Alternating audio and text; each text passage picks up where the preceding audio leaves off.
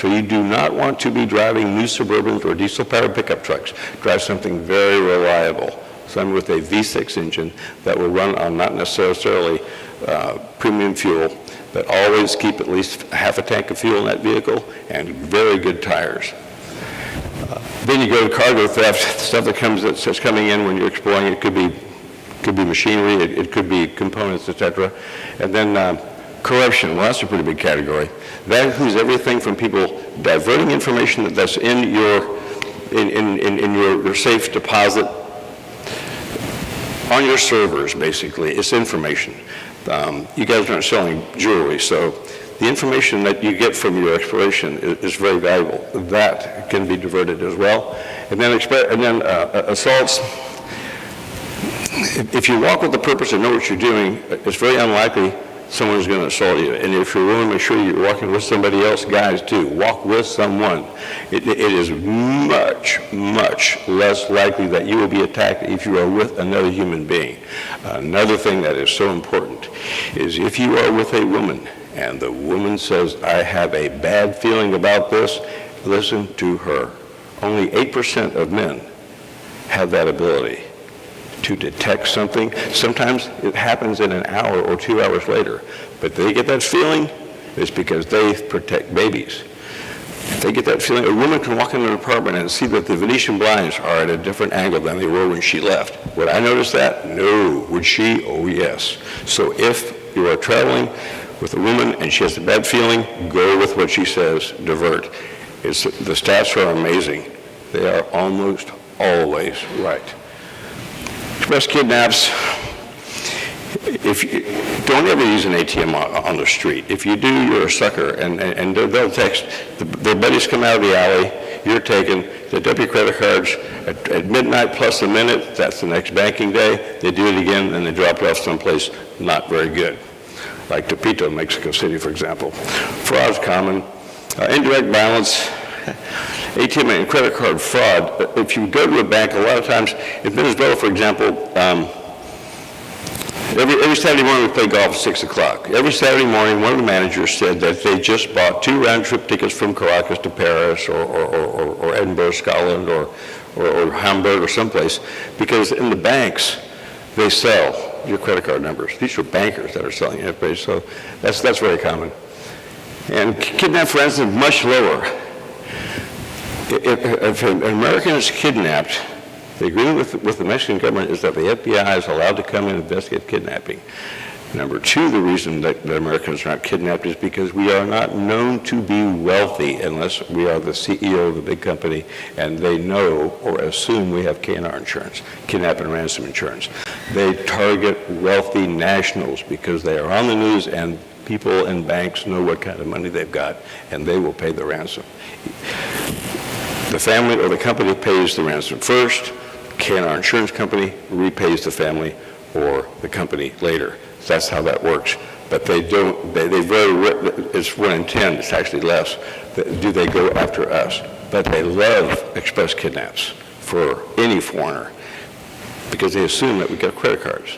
So your best bet on the street is carry 1 credit card that has a limit of $500 and pay it for other things in cash.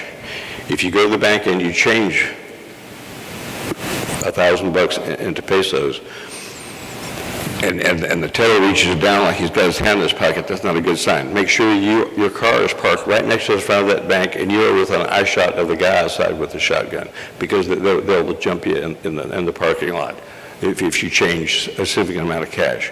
All you got to do is hit pre-dial 1, bingo, their buddy's there, and that's it. And other murder is not that, and intellectual property theft is not that big now, but once, in 2 years from now, when people are established and they're exploring and they're finding significant amounts of gas and oil reserves, that's intellectual property. It's not a patent, a trademark, or a copyright, but it's still information that is valuable. So be very careful with your information.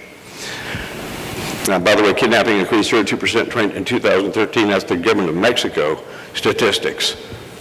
Now, I put down doubled. It's really about 3.9 times what they post. That's a lot of kidnaps. And probably 80,000 people have been murdered since 2006. So extortion, we got the most prevalent crimes, of course, carjacking, car theft, and retail and cargo theft. That will go up when exploration increases, more than likely. And so what do companies like us, the oil companies, energy companies, what do we invest in? Well, training. It is the least expensive and the most effective use of money is to train your employees, whether they're CEOs all the way down to whatever, it doesn't matter. If they know what to look for, and it is nothing but a whole series of common sense information all layered together to where it sticks. And have a bug out kit. You know, stay between the 3rd and the 6th floor of that hotel. If there's a car bomb or a gun goes off, shrapnel, bullets, etc., hit the ceiling. You're not too high to get out of there if the hotel is on fire. You want a bug-out kit with rechargeable flashlight that comes on when power fails so you can see to A, dress yourself, and B, pick up your bug-out kit. It has a cell phone, iPad, whatever medicine you take, 3 days worth of water and food, a doorstop with 120 dB alarm on it. My bug-out kit's back there. When I was at the agency, one of the first things we learned in the safe house was what's a bug-out kit, how do you make one? I still got one, and it's on the table back there. And believe me, it works.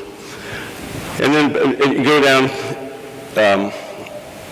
executives in Mexico are assumed to have kidnap and ransom insurance, and so it is not uncommon at all for companies to put executives in armor. The weapons used in Mexico are armor-piercing AK-47s and M16. So you're looking at level 6+. 6+ armor is not so bad unless you're in altitude, like Mexico City, which you are not likely to be at. You're liable to be down near the coast, and hopefully your solicitations are for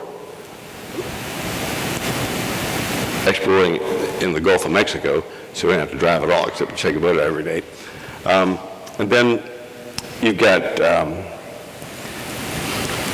guards, etc. IT and cybersecurity is only 15%, but with social networking and with the last attack on the Internet Explorer and Target, etc., those things that have occurred, it is becoming more and more prevalent. So cybercrime is as high. The statistic earlier was so many per second. 220,000 times every day, viruses and malicious and malware are released on internet. 220,000 times per day. And antivirus is only 40% effective. So using encrypted internet is a very good idea, and encrypted communications as well.